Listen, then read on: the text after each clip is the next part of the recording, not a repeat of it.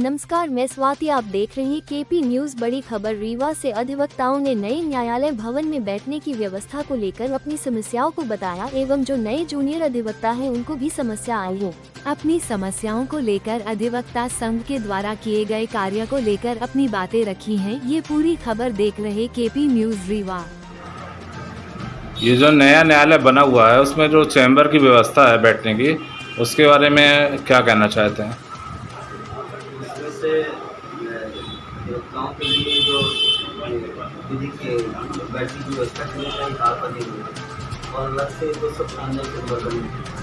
296 chamber इस वितरण के लिए कि जो जिनके पास चैम्बर है उनको चैम्बर दिए जाएंगे, लेकिन यहाँ अधिवक्ता संघ जो वितरण का समिति है उनके द्वारा कुछ गलत किया जा रहा है। जिनके पास चैम्बर है, जो चैम्बर में बैठते हैं उनको चैम्बर नहीं दिए जा रहे हैं और कुछ अन्य व्यक्तियों को बिक्री कर या कुछ लाभ प्राप्त करके चैम्बर बेचे जा रहे हैं या चैम्बर का वितरण किया जा रहा है गलत ढंग से। उसके संबंध में गलत हो रहा है, जिसके संबंध में हम सब अधिवक्ता एक होकर इनका विरोध करेंगे और शिकायत करेंगे भविष्य न्यायालय में और हाई कोर्ट में, सुप्रीम कोर्ट के संबंध में उसकी शिकायत करेंगे। अच्छा, जो ये पुराना कोर्ट है इसमें जो बैठने की अभी तक व्यवस्था है वकीलों की, तो उसमें बैठने की व्यवस्था भी बचेगी कि या फिर पूर्णतः हट जाएगी? नहीं, जो नोटिस आई थी, सूचना आई थी, उसमें था कि जो यहाँ प्रैक्टिस करना चाहते हैं, वकालत करना चाहते हैं, वहाँ यहाँ कर सकते हैं, क्योंकि फोरम यहाँ से नहीं जा रहा है, कलेक्ट्रेट यहाँ से नहीं जा रहा है, कमिश्नरी यहाँ है, लेबर कोर्ट यहाँ है, अन्य कर न्यायालय यहाँ है। तो जो न्यायालय यहाँ है उसके लिए तो यहाँ बैठकर वकालत करने के लिए चैम्बर चाहिए, तो उसके लिए चैम्बर है। और सूचना के आधार पर हम लोग यही मान रहे हैं कि जिनके चैम्बर यहाँ है, जो अपना चैम्बर नहीं दे रहे हैं, उनको यहाँ बैठकर वकालत करने के लिए चैम्बर उपलब्ध है, उनका चैम्बर अब भेज किया जाएगा और न करना चाहिए। सर, मैंने सुना है कि यहाँ जो अधिवक्ताओं के बैठने के लिए व्यवस्था हो रही है उसमें 6500 रुपये चार्ज किए जा रहे हैं, उसके बारे में क्या कहते हैं आप?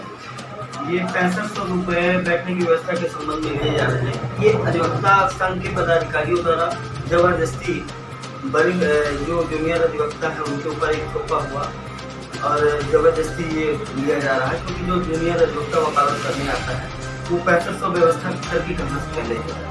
उसके लिए तो फिर घर से आने के लिए, आने जाने के लिए व्यवस्था करनी पड़ती है, फिर दोपहर दिन भर रहता है, चाय नाश्ते के लिए व्यवस्था करनी पड़ती है, फिर वापस जाना पड़ता है। अगर सीनियर अधिवक्ता उसकी मदद नहीं करेंगे तो अपने से तो 6500 कहाँ से देगा। इसलिए हम अधिवक्ताओं को या जो पदाधिकारी उनको सोचना चाहिए कि जो जूनियर अधिवक्ता है उनके 6500 न है, उनके बैठने की व्यवस्था जो उचित है वो करें। मैडम, ये जो अधिवक्ताओं से 6500 रुपये चार्ज किए जा रहे हैं उसके बारे में आप क्या कहना चाहती हैं? हम लोग रीवा डिस्ट्रिक्ट कोर्ट के अभी जूनियर अधिवक्ता हैं। हमें अभी प्रैक्टिस करते हुए 2 साल हुए हैं और जैसे कि नोटिस जारी हुई है जिसमें हमें जूनियर अधिवक्ताओं को काउंटर चेयर के लिए सिर्फ 500 रुपये पे करना है, तो वो हमारे ऊपर एक बहुत बड़ा बोझ है, क्योंकि हम खुद सीनियर के ऊपर डिपेंड होकर के काम कर रहे हैं, जिसपे हमें खुद अपने लिए व्यवस्था नहीं हो पा रही है। व्यवस्था करके अपने लिए काउंटर चेयर की व्यवस्था करें और वो नया कोर्ट में हमें कहाँ बैठने की सुविधा मिलेगी, इसके लिए हम खुद परेशान हैं और हम खुद चाहते हैं कि इसके हमें वरिष्ठ अधिवक्ता मजिस्ट्रेट हमारी सहायता करें।